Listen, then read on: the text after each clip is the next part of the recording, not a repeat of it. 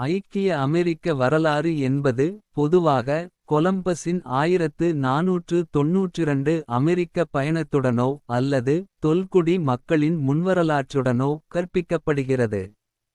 அண்மை காலங்களில் பிந்தைய முறைமை பன்னாட்டு பல்கலைக்கழகங்களில் வழமையாகி வருகிறது.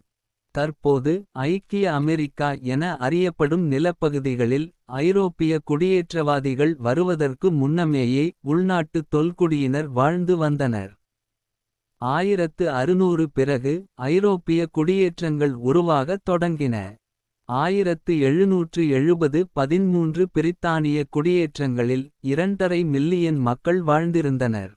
அவர்கள் வளமாகவும் தங்களுக்கான தனிப்பட்ட அரசியல் மற்றும் சட்ட முறைமைகளை கொண்டிருந்தனர்.